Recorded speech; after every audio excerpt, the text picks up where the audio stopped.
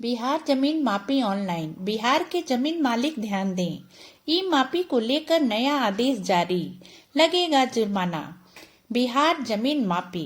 बिहार के जमीन मालिक ध्यान दें, ई मापी को लेकर नया आदेश जारी, देना होगा जुर्माना। बिहार में ई मापी के लिए आवेदन देने वालों को शुल्क जमा करने के लिए अब 2 महीने का समय मिलेगा। अगर आवेदक द्वारा समय पर शुल्क नहीं जमा किया गया तो आवेदन स्वतः ही रद्द हो जाएगा। राजस्व एवं भूमि सुधार विभाग के अपर मुख्य सचिव दीपक कुमार सिंह की अध्यक्षता में हुई बैठक में यह महत्वपूर्ण निर्णय लिया गया। नमस्कार, आप सभी का पूनम एक प्रेरणा चैनल में बहुत बहुत स्वागत है। बिहार जमीन ई मापी को लेकर नया अपडेट सामने आ रहा है। विभाग के अपर मुख्य सचिव दीपक कुमार सिंह की अध्यक्षता में हुई बैठक में यह महत्वपूर्ण अपडेट सामने आया है। और अगर आपका बिहार में जमीन है या फिर आप बिहार में कोई भी जमीन खरीदने की सोच रहे हैं तो यह अपडेट आपको जानना चाहिए कि जमीन खरीदते समय जमीन की मापी की पूरी प्रक्रिया क्या है। हम आपको बता दें कि बिहार में अब भूमि मापी का काम ऑनलाइन कर दिया गया है। ऐसे में आपके लिए यह जानना बेहद जरूरी है कि जमीन मापी के लिए कब आवेदन करना है, जमीन की रजिस्ट्री के बाद मापी के लिए आवेदन कब देना है। क्या जब जमीन का दाखिल खारिज हो जाएगा तभी आप जमीन मापी के लिए ऑनलाइन आवेदन कर सकते हैं या बिना जमाबंदी के भी आप अपनी जमीन का ऑनलाइन मापी करा सकते हैं। तो आइए जानते हैं कि ई मापी को लेकर सरकार ने क्या नया आदेश जारी किया है। लेकिन उससे पहले आपसे निवेदन है कि अगर आप हमारे चैनल पर नए हैं और आपने अभी तक हमारे चैनल को सब्सक्राइब नहीं किया है तो प्लीज हमारे चैनल को सब्सक्राइब अवश्य कर लें एवं बेल आइकन भी दबा दें ताकि इसी तरह के हमारे अन्य वीडियो आप तक पहुंच सकें। बिहार में चल रहे भूमि सर्वे के बीच ई मापी को लेकर सरकार ने नया आदेश जारी किया है।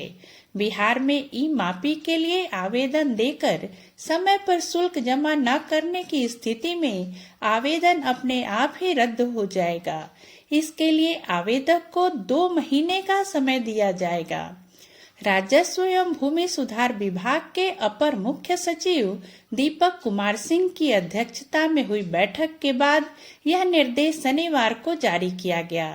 विभागीय बैठक में ई मापी पोर्टल पर और 4 नए विकल्प देने का निर्णय लिया गया है। रैयतों को मापी के लिए ऑनलाइन आवेदन देने की सुविधा दी गई है, किंतु पहले सरकारी भूमि, न्यायालय द्वारा पारित आदेश, विधि व्यवस्था से संबंधित मामले तथा लोक शिकायत निवारण से पारित आदेश के मामले में मापी शुरू करने के बारे में स्पष्ट दिशा निर्देश का अभाव था। अब ई मापी पोर्टल पर इन चारों के बारे में भी विकल्प दिया जाएगा। इसके अलावा ई मापी को भू अभिलेख पोर्टल से भी जोड़ने की व्यवस्था होगी।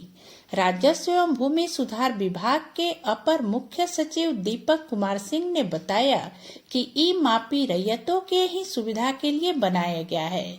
इससे रैयतों को अपनी जमीन की मापी की सत्यापित प्रति पाने में सुविधा होगी। कुछ महीने पहले विभाग द्वारा परिमार्जन प्लस पोर्टल के जरिए जमाबंदी में सुधार की सुविधा दी गई थी।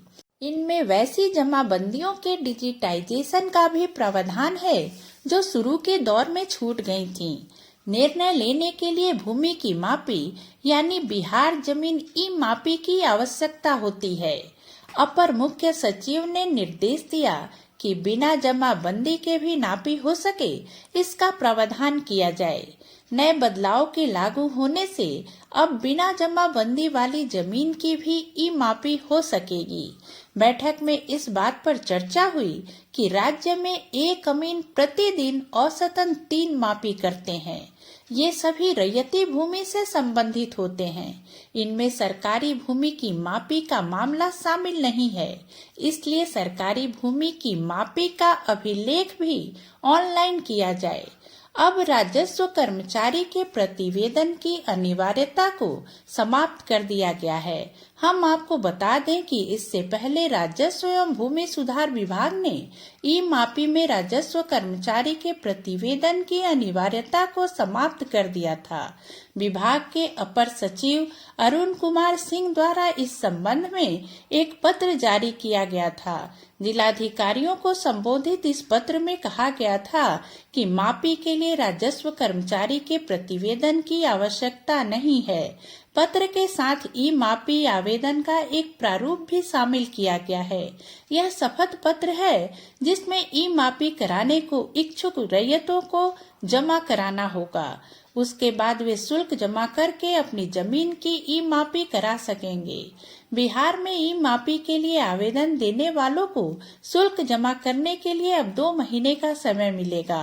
अगर आवेदक समय पर शुल्क जमा नहीं करते हैं तो उनका आवेदन स्वतः ही रद्द हो जाएगा। उम्मीद है ये जानकारी आपको पसंद आई होगी। अगर वीडियो अच्छी लगी हो तो इसे लाइक और शेयर करना ना भूलें। इसी तरह की नई और उपयोगी जानकारी को लेकर हम फिर मिलते हैं अपने अगले वीडियो में। तब तक के लिए नमस्कार, धन्यवाद।